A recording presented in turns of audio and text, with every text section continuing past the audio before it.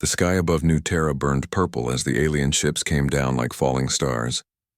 Jake Morrison pressed his back against the concrete wall and checked his rifle one last time. 30 rounds left. Not enough. Not nearly enough for what was coming. "Captain, they're breaking through the east gate." Amy Clark's voice crackled through his radio. She sounded scared but steady. Good. Fear kept soldiers alive if they knew how to use it. Jake looked out the broken window of the command post. The settlement spread below him like a wounded animal. Smoke rose from burning buildings. People ran between the houses, carrying children and what little they could grab. His people, his responsibility. The aliens moved through the streets like they owned them. They were tall, maybe 8 feet, with 4 arms and skin that looked like purple metal. Their weapons shot beams of light that cut through walls like they were made of paper. Jake had never seen anything like them before. Nobody had. "Rick, what's your status?" Jake spoke into his radio. "Still holding the south checkpoint, Sergeant," Rick Hayes answered. "But we're down to half strength. These things don't go down easy, Captain.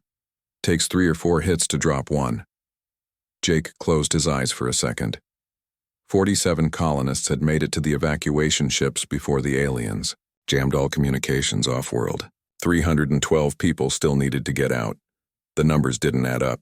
They never did in situations like this. A purple beam sliced through the wall next to his head, leaving the edges glowing red-hot. Jake rolled away and came up, firing. His bullet sparked off the alien's armor, but the 5th shot found a gap at the neck joint. The creature went down hard. "Amy, fall back to position 2, he ordered.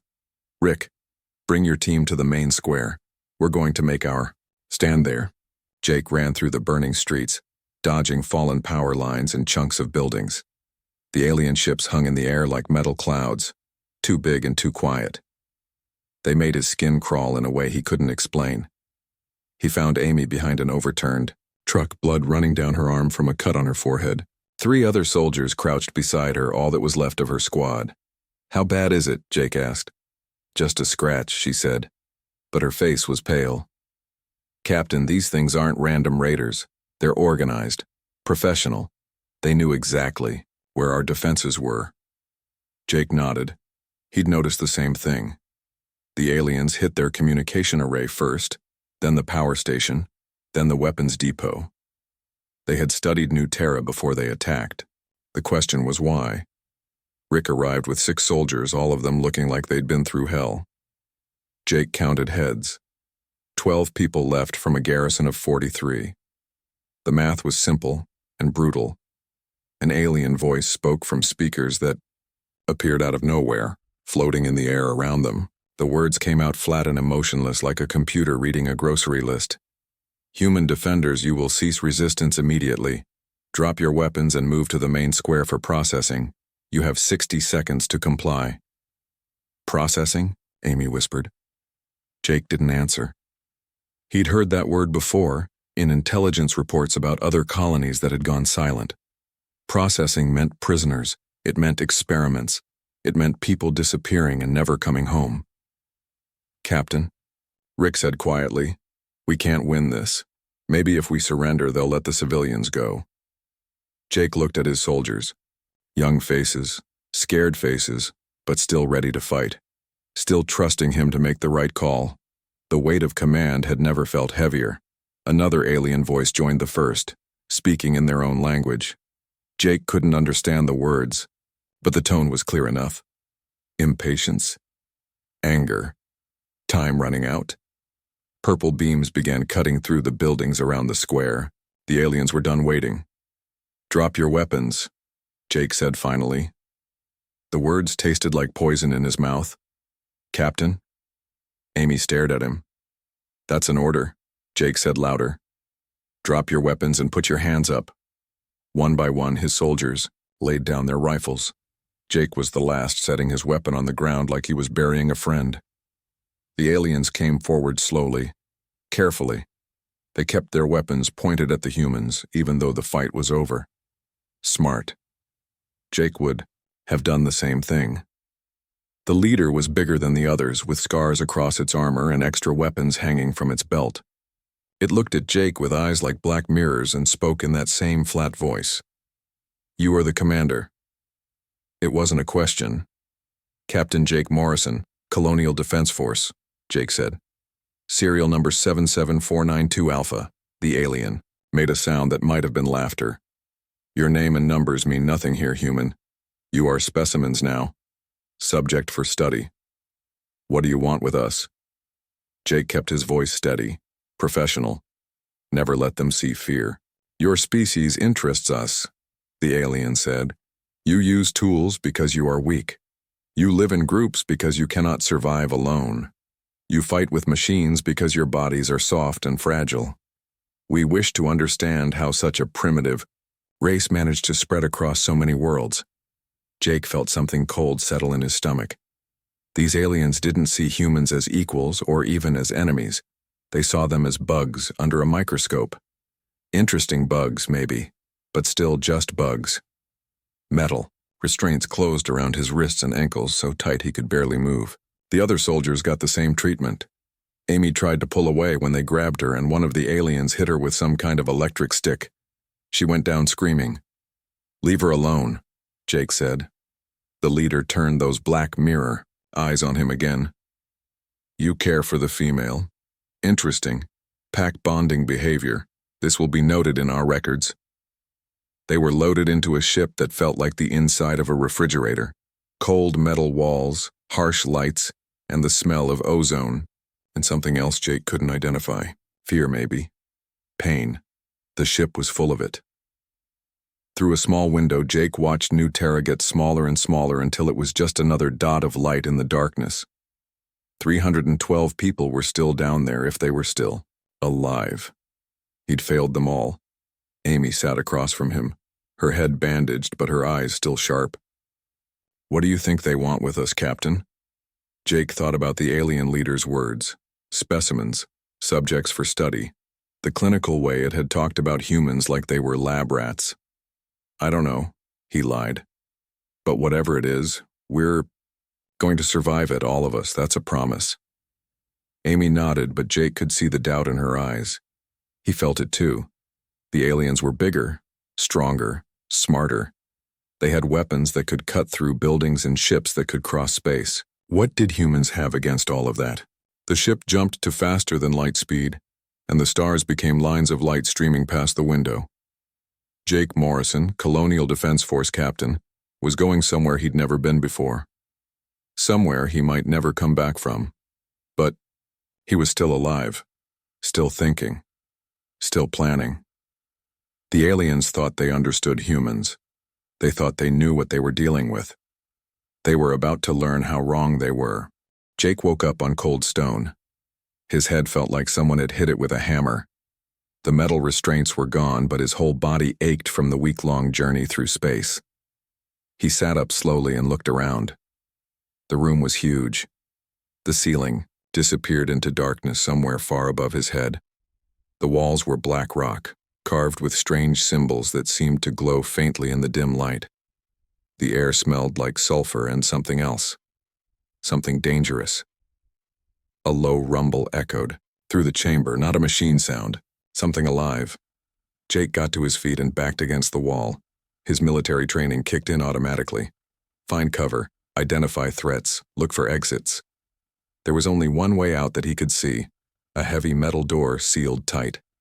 No windows, no weapons, just him and whatever was making that sound in the darkness. Eyes appeared in the shadows. 3 pairs of them, each one as big as dinner plates and glowing like golden fire. They moved closer, and Jake saw what they belonged to. Dragons. Real dragons, like something out of old Earth stories, but bigger and more terrifying than any fairy tale. The first one stepped into the light, and Jake's breath caught in his throat. 20 feet long from nose to tail, covered in scales that looked like black armor. Its head was the size of a car, full of teeth as long as knives. The second dragon was smaller but moved faster, circling around to Jake's left side. Female, he thought, though he wasn't sure how he knew. The third was younger, maybe half the size of the leader, but still big enough to bite Jake in half without trying hard. The biggest dragon, the male with scars across his face and neck, walked closer. Each step made the floor shake. Jake could feel the heat coming off its body, could smell the smoke on its breath. This thing could kill him in a dozen different ways without even working up a sweat. Jake didn't run. He couldn't run. There was nowhere to go. Instead, he did something that surprised even himself. He sat down, cross-legged, in the middle of the floor and looked up at the dragon. "Hello?" he said quietly. The dragon stopped, its head tilted to one side like a curious dog. Intelligence flickered in those golden eyes. Real intelligence, not just animal instinct. A voice spoke from hidden speakers in the walls. The same flat, emotionless tone Jake remembered from New Terra. Human specimen Jake Morrison. "You have been placed in Containment Cell 7 for behavioral observation. The creatures with you are Karathi battle dragons, survivors of the Karathi homeworld. They have killed 17 prisoners from various species over the past year. You are expected to provide entertainment for approximately 4 minutes before termination." Jake kept looking at the big dragon. "What's your name?" he asked, ignoring the voice from the speakers. The dragon's eyes narrowed. It made a sound deep in its throat, almost like it was trying to speak. Not quite a roar, not quite a growl. Something else. "I'm going to call you Rex," Jake said. "You look like a Rex. Strong, proud, a leader." Rex moved closer, lowering his massive head until it was only a few feet from Jake. The human could see his own reflection in those golden eyes. He looked small and fragile compared to this creature, but he didn't look afraid. "They threw us in here together," Jake continued, his voice calm and steady. "You and me and your friends, they think you're going to kill me. Maybe you are, but I don't think so." The female dragon had stopped circling. She watched Jake with the same curious expression as Rex. The young one crept closer, staying behind the adults, but clearly interested in this strange human who wasn't running or screaming. "I bet you're not from around here either," Jake said. "I bet they took you from your home just like they took me from mine. I bet you had families, friends, people who cared about you." Rex made that same throat sound again, but softer this time. Sadder. Jake slowly reached into his pocket and pulled out a piece of the nutrition bar they'd given him on the ship. It wasn't much, barely enough to keep him alive, but it was all he had. He broke it in half and held out one piece toward Rex. "I know it's not much," Jake said, "but where I come from, sharing food means friendship. It means we're not enemies." The dragon stared at the small piece of food in Jake's hand. For a long moment, nobody moved. Then, very carefully, Rex lowered his head and took the nutrition bar with the tip of his tongue. His teeth could have taken Jake's arm off, but he was gentle as a whisper. The alien voice spoke again from the speakers. "Unexpected behavior noted. Human specimen appears to be attempting pack bonding with hostile entities. This should not be possible." Jake ignored the voice and broke his remaining food into smaller pieces. He offered some to the female dragon, who he decided to call Luna, and the young one he named Spike. Both of them accepted the food, though they were more cautious than Rex. "I know what it's like," Jake said, speaking to all 3 dragons now. "Being taken from your home, being locked up, being treated like an animal instead of a person. But we're not animals, are we? We're warriors, soldiers. We fight because we have to, not because we want to." Rex settled down on the stone floor, his huge body coiled like a sleeping cat. Luna moved to his right side and Spike curled up against her flank. They were a family, Jake realized. Or what was left of one. Jake stood up and walked closer. Rex watched him but didn't move away. Very slowly, Jake reached out his hand, palm up, the way he might approach a nervous dog back on Earth. "I'm not going to hurt you," Jake said softly. "And I don't think you're going to hurt me.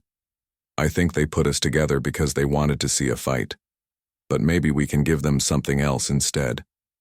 Rex studied Jake's outstretched hand for a long time.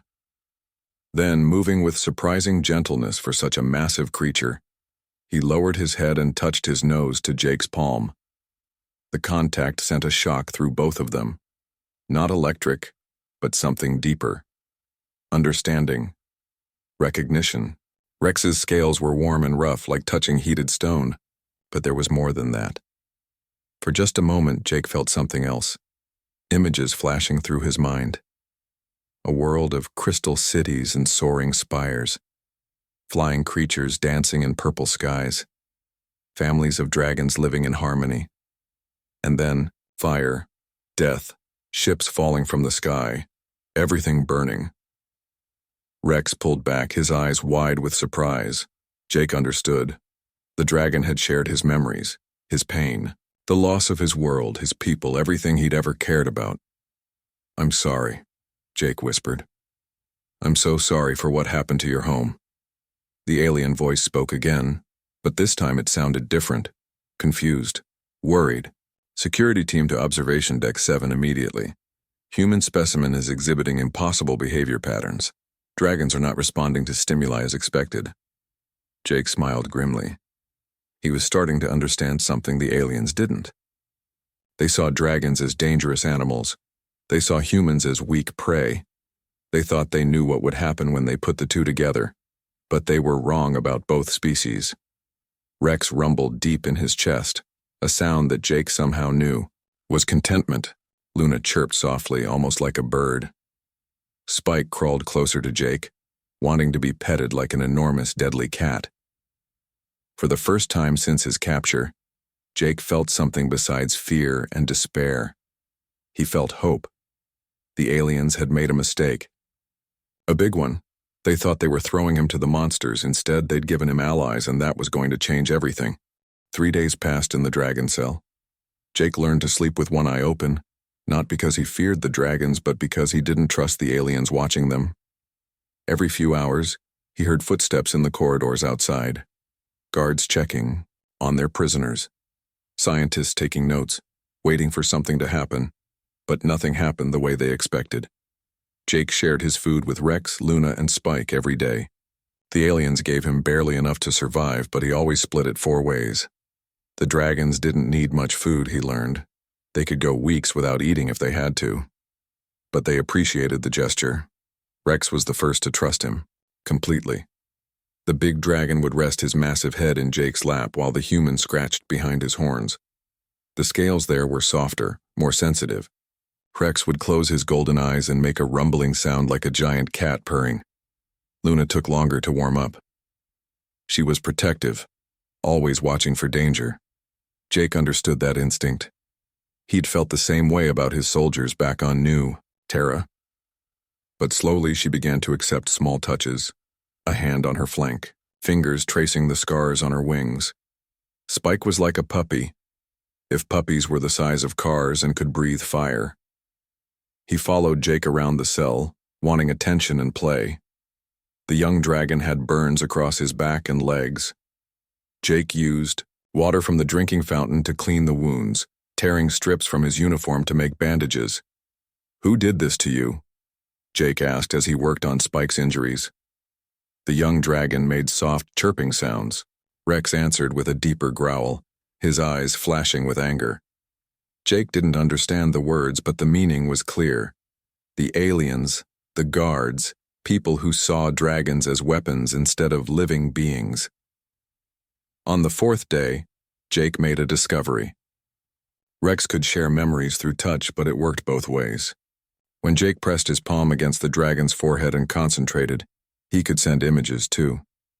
He showed Rex pictures of Earth, green forests and blue oceans, cities full of humans living in peace, dogs running in parks, playing with children. The bond between his species and other creatures who had once been wild, but chose to become partners instead. Rex shared his own memories in return.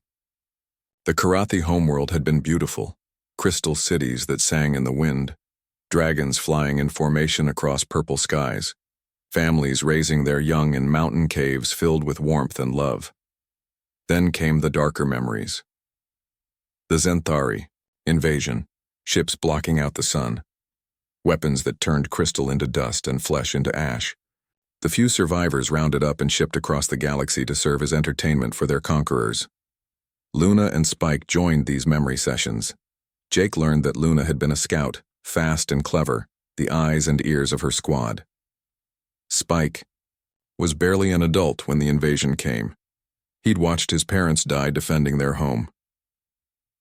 Through these shared experiences, Jake began to understand the layout of the prison complex. The dragons had been moved through different sections during their capture and transport. Luna remembered guard stations and weapon storage areas. Rex had counted security cameras and patrol routes. Spike knew which corridors led to the surface, and which ones went deeper underground. Jake used a sharp stone to draw maps in the dirt, combining the dragon's knowledge with his own observations. The prison was huge, built into a mountain on the Zinthari homeworld. Hundreds of cells held prisoners from dozens of different species. Most of them had given up hope long ago. But not us, Jake said, looking at his three companions. We're not giving up. He began teaching them about human military tactics. Using the dirt floor as a blackboard, he drew diagrams showing how small forces could defeat larger ones through surprise and coordination. He explained the concept of guerrilla warfare, hit-and-run attacks, disrupting supply lines, turning the enemy's strength against them. The dragons were quick learners. Rex understood strategy naturally, thinking several moves ahead like a chess master. Luna grasped the importance of intelligence gathering and stealth operations. Spike was eager to learn about direct combat techniques. Jake also taught them about psychological warfare, how to break an enemy's will to fight by making them afraid and uncertain, how to turn allies against each other through doubt and suspicion, how to make a smaller force seem bigger and more dangerous than it really was. The Zinthari think they know us, Jake explained during one of their planning sessions. They think dragons are just big animals. They think humans are weak and scared. We can use those beliefs against them. Rex made a questioning rumble. We let them keep thinking they're right, Jake continued, until it's too late for them to change their minds. On the 7th day, the aliens brought them a new cellmate. The creature was roughly humanoid but covered in thick fur, with claws like knives and teeth like a shark. It was wounded, bleeding from several cuts, and clearly terrified. The voice from the speakers explained that this was a Valdris warrior, captured during a raid on their territory. The species was known for being savage and unpredictable. The aliens expected it to attack everything in the cell, including Jake and the dragons. Instead, Jake did something that surprised everyone. He approached the wounded alien with strips of cloth torn from his uniform, speaking in the same calm, gentle voice he'd used with the dragons. Easy there, he said softly. Nobody's going to hurt you. You're safe now. The Valdris tried to back away, but it was too weak from blood loss. Jake knelt beside it and began cleaning its wounds just as he'd done for Spike. The creature stared at him with wide, frightened eyes. I know you can't understand me, Jake continued, but I want to help. We're all prisoners here, all victims of the same enemy. Rex, Luna, and Spike watched this interaction with great interest. They'd learned to trust Jake's judgment about other creatures. If he said this new arrival was a friend, then they would accept it. The Valdris gradually relaxed as Jake tended to its injuries. When he offered it some of his food, the creature took it gratefully. By the end of the day, it was following Jake around the cell just like Spike did. The aliens were baffled. Their reports described Jake as an anomaly, a prey species that somehow commanded the loyalty of natural predators. They increased security around the cell but still didn't understand what they were really seeing. Jake was building something the Zinthari had never encountered before. Not just an escape plan, but a revolution. He was taking their carefully controlled system and turning it into a weapon against them. Every new prisoner who arrived in nearby cells became part of his growing network. Word spread through the prison's underground communication system. The IR human in Cell 7 was different. He could be trusted. He had a plan. And most importantly, he treated every creature as a person worthy of respect, regardless of what species they belonged to. The aliens thought they were studying primitive behavior, patterns. They had no idea they were watching the birth of something that would change the balance of power in their empire forever. 2 weeks into Jake's imprisonment, the aliens decided to test his limits. The metal door of the cell opened with a grinding sound, and the guards threw in another prisoner. This one was different from the Valdris warrior. Bigger, more dangerous. The creature looked like a nightmare given shape. It had 6 arms, each one ending in claws as long as swords. Its skin was dark green and covered in spines. Blood dripped from infected wounds across its body, and its eyes burned with fever and pain. Another gift for you, human, the alien voice spoke from the speakers. This is a Krex battle lord, one of their finest warriors. It has been difficult to manage. Perhaps you can work your strange magic on this one as well. Jake looked at the new prisoner and felt his stomach tighten. The Krex was dying. The wounds on its body were full of poison, turning black around the edges. Worse than that, the creature was mad with pain and infection. It turned toward Jake with a snarl that showed rows of shark-like teeth. Jake held up his hands, palms out, in the universal gesture of peace. Easy there, friend. Nobody wants to fight. You're hurt. Let me help you. The Krex made a sound like grinding metal and took a step toward Jake. Rex moved between them, his own massive form blocking the creature's path. Luna spread her wings in a threat display. Spike bared his teeth and hissed, but Jake walked around. Rexon approached the dying warrior anyway. He had medical supplies now, traded from other prisoners through the communication network he'd built. Antibiotics stolen from the prison medical bay. Clean bandages made from torn clothing. Pain medication that might ease the creature's suffering. I know you're in pain, Jake said softly, kneeling just out of reach of those deadly claws. I know. You don't trust me, but I want to help. That's what I do. That's what humans do. The Krex stared at him with eyes like black holes. For a moment, Jake thought it might actually work. The creature seemed to calm down, its breathing becoming less ragged. Then it struck. The attack came faster than a snake. 6 clawed hands reached for Jake at once, aiming to tear him apart. But Rex was faster. The dragon's head shot forward like a missile, catching the Krex around the waist and throwing it across the cell. It hit the wall with a sound like breaking bones. Luna screamed, in rage, a sound that made the stone wall shake. The Krex had come within inches of killing Jake, and worse than that, it had hurt Luna. One of its wild swipes had caught her across the shoulder, leaving deep cuts that bled freely. Jake knelt beside Luna, pressing bandages against her wounds. I'm sorry, he whispered. I'm so sorry. I thought I could help it. The Krex pulled itself upright, still snarling. It was hurt, but not finished. It prepared to attack again, this time aiming for Luna while she was wounded. That was when something changed in Jake. Something fundamental and terrifying. The compassionate human who had befriended dragons and tended wounded prisoners disappeared. In his place stood something else entirely. Something cold and calculating and utterly without mercy.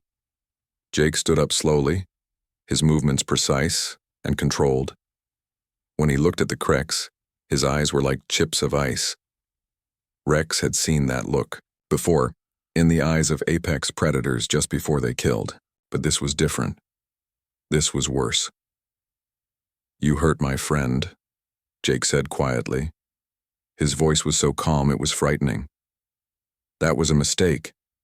The Krex charged again, all 6 arms reaching for Jake's throat. But Jake was ready this time. He didn't try to run or hide. Instead, he did something that shocked everyone in the cell. He fought back. Jake moved like water, flowing around the creature's attacks. He used the Krex's own momentum against it, redirecting its charges into the stone walls. When it stumbled, Jake was there with precisely placed strikes to nerve clusters and pressure points. But this wasn't about winning a fight. This was about breaking a will. Jake didn't kill the Krex quickly or mercifully. Instead, he systematically destroyed its confidence, its rage, its very sense of self.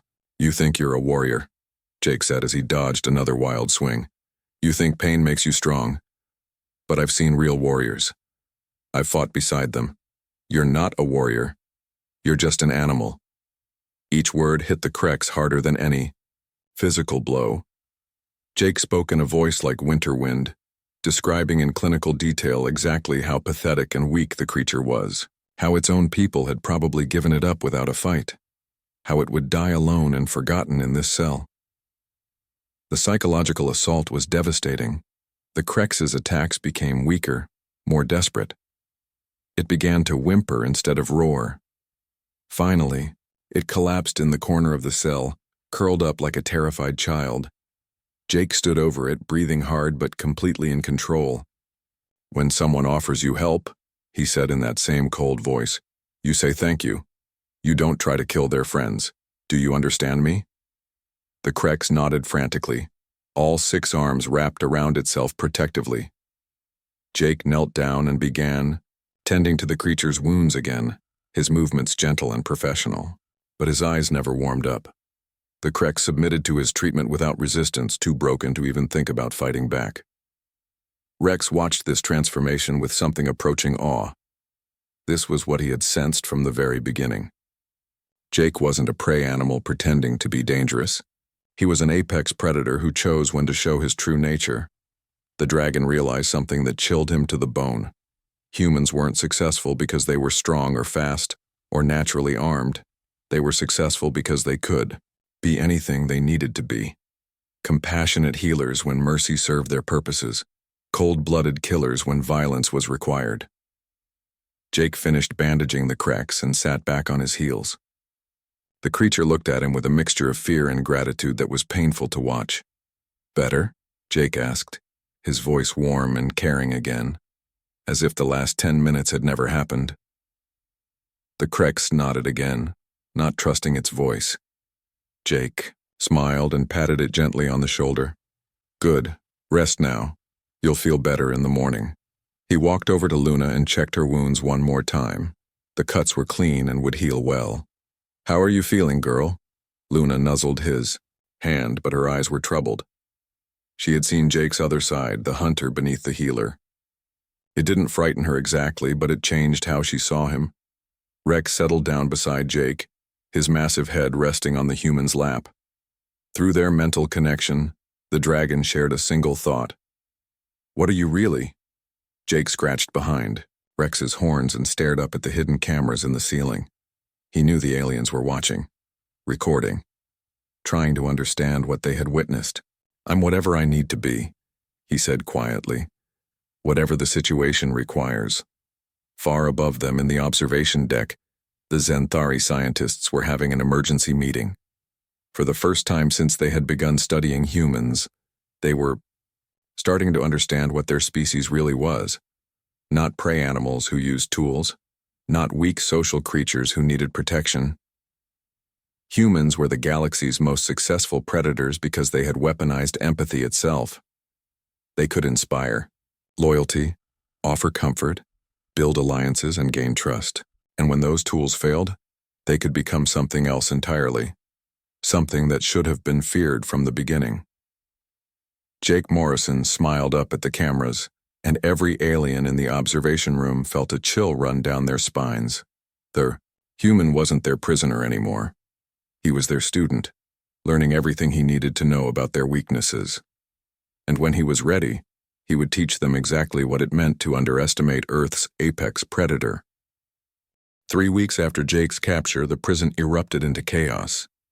It started during the night cycle, when most of the guards were sleeping and the skeleton crew thought they could handle a few caged animals. Jake had spent every day since his arrival, studying their routines, counting their numbers, and mapping their weaknesses through the network of prisoners he'd built across the complex. The signal came at exactly midnight, a low humming sound that Rex made deep in his chest, carried through the prison's ventilation system to every cell. It meant one thing in the language Jake had taught them all: freedom. The escape began in 12 different locations at once. Prisoners who had learned to pick locks from smuggled tools, guards who had been bribed or threatened into cooperation, security cameras that suddenly went blind because someone had learned which wires to cut. But the real masterstroke was in Cell 7, where Jake Morrison sat quietly in the corner while Rex, Luna, and Spike prepared for war. The door to their cell opened right on schedule, not because the aliens wanted to let them out, but because Jake had spent weeks convincing the guards that he was harmless. Just a weak human who told stories and shared his food. Nothing to worry about. The first guard through the door was expecting to see Jake cowering in fear while the dragons prepared to eat him. Instead, he found 3 battle-trained creatures working together with military precision, led by a human who had turned psychological warfare into an art form. Rex hit the guard from the left while Luna struck from the right.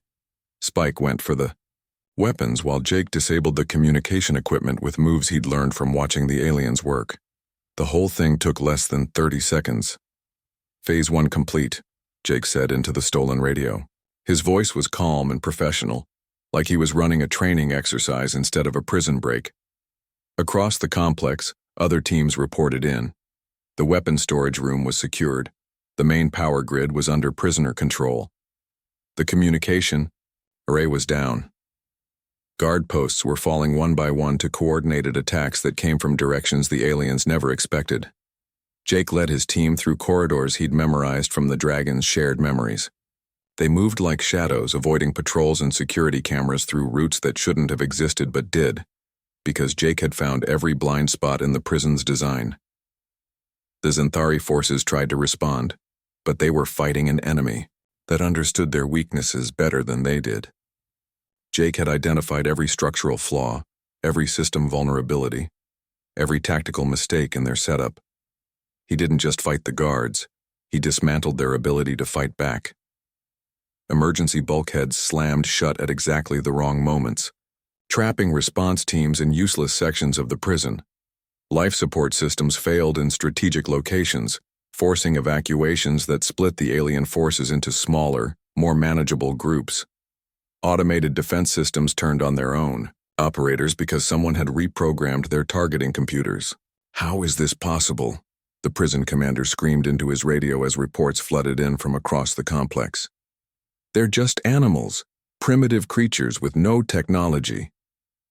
Jake heard that transmission on a stolen communicator and smiled grimly. The aliens still didn't understand what they were fighting. They saw the weapons and the tactics, but they missed the real threat. The human mind, shaped by millions of years of evolution as the galaxy's most successful predator. Jake's team reached the main control center just as the commander was calling for reinforcements from the orbital defense platforms. The alien was a massive creature, even by Xanthari standards, with armor that looked like it could stop a tank shell. "Human," the commander said when he saw Jake enter the room. "You will surrender immediately, or we will execute every prisoner in this facility." "No," Jake said simply. "You won't." The commander stared at him. "You dare to threaten me? You are nothing, a weak prey animal from a backwater world." Jake walked closer, flanked by Rex and Luna. Spike took position by the door, blocking any escape route. The other prisoners in Jake's team spread out through the control room, securing the equipment and covering the exits. "You want to know what I really am?" Jake asked. His voice was quiet, but it carried clearly through the room. "I'm exactly what my species has always been. A persistence predator that never stops hunting, never stops learning, never stops adapting." Commander raised his weapon, but Rex was faster. The dragon's tail swept the alien's legs out from under him, sending him crashing to the floor. Before he could get up, Luna pinned him down with one massive claw. Jake knelt beside the fallen commander and looked into his compound eyes. "You studied our tools and our technology, but you missed the real weapon. You thought humans were successful because we're social, because we cooperate, because we're clever with machines." The alien struggled against Luna's grip, but it was useless. She weighed 3 tons and had been trained for war since birth. "You were half right," Jake continued. "We are social, we do cooperate, but not because we're weak, because we're the only species in the galaxy that weaponized empathy. We can make anyone trust us, anyone like us, anyone want to help us." Jake gestured around the room at the dozen different alien species working together under his command. Creatures that had been enemies for generations, now united by a single human's ability to see them as individuals worthy of respect. "And when that doesn't work," Jake said, his voice dropping to a whisper, "we become something else. Something you should have feared from the beginning." Alarms began sounding throughout the complex as the escape reached its final phase. Hundreds of prisoners were streaming toward the surface, following evacuation routes that Jake had planned down to the smallest detail. "Captain Morrison," came a voice through Jake's stolen radio. "This is Captain Lisa Stone of the Colonial Fleet. We're in orbit and ready for pickup. How many packages do you have for us?" Jake stood up and walked to the main communications console. This is Morrison. We have approximately 400 packages of various sizes and species. Some of them are going to need medical attention and safe transport to neutral space. Copy that, Morrison. We're on our way down. The commander stared up at Jake in disbelief. Impossible. Our defenses should have detected any approaching fleet. They did, Jake said. 3 days ago. But your defense grid has been receiving false sensor data for the past 72 hours. Amazing what you can accomplish when you understand how overconfident people think. The prison facility shook as colonial dropships began landing in the main courtyard. Jake could hear the sound of human voices calling out instructions, organizing the evacuation of prisoners who had given up hope of ever seeing freedom again. Rex nuzzled Jake's shoulder with his massive head, sharing a brief mental image. Dragons flying free under an open sky, families reunited, a world reborn from the ashes of conquest. You're coming with us, Jake told the 3 dragons. Earth has room for anyone who wants to be free, Luna chirped happily, while Spike did a little dance of excitement. Rex just nodded, his golden eyes reflecting the trust and loyalty that Jake had earned through respect rather than force. As they walked toward the landing bay, Jake thought about the report he would write for Colonial.